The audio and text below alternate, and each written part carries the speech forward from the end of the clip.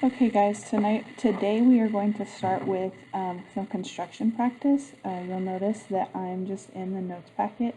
If you open your packet up that you picked up when you came in, there is a space at the bottom called construction practice. So I'm going to show you how to construct a perpendicular bisector.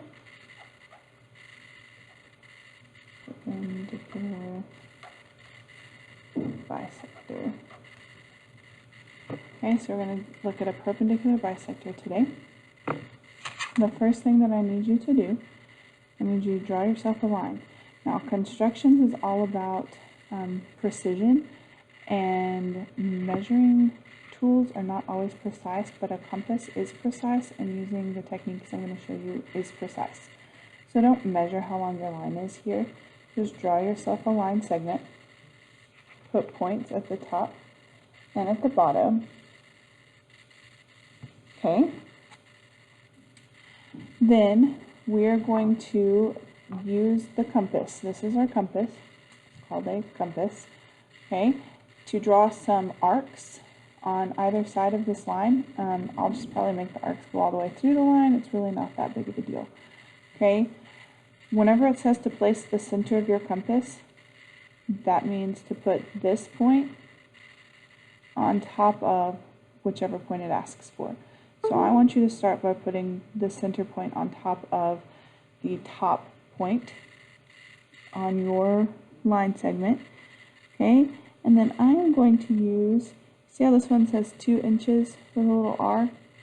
If it'll focus in again. Yeah, 2 inches with a little R.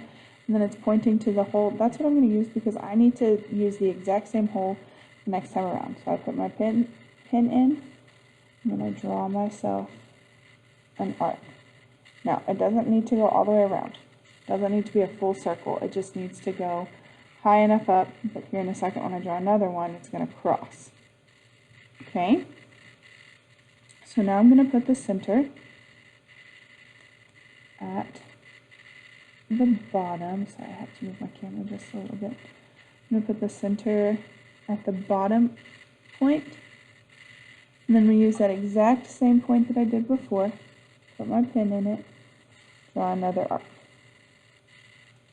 Okay? So now my two arcs should have intersected. Once on the right, once on the left. I'm going to draw those points in. Then I'm going to use my straight edge again to connect those 2 points. So the point that this intersects at should be the midpoint.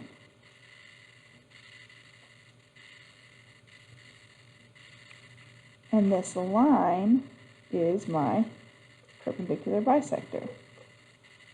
Okay? Because it cuts it in half, and with the technique that I used, it should be at a 90-degree angle. Alright, so you're going to use that technique here in a little bit when you get to the back side of your notes packet. What the back side looks like. The back side of your notes packet, the geometric constructions. First and third period, yours says design B. Second period, yours says design C. Follow through each of the instructions. So second period, whenever you get to step 2, that's when you're going to be doing perpendicular bisector. And first and third period, let me see where yours is. I'll tell you correctly. You'll be doing your perpendicular bisector in step 4. Construct the perpendicular bisector. Everything else you should just be able to follow along. There's nothing else that is, or that requires an exact technique.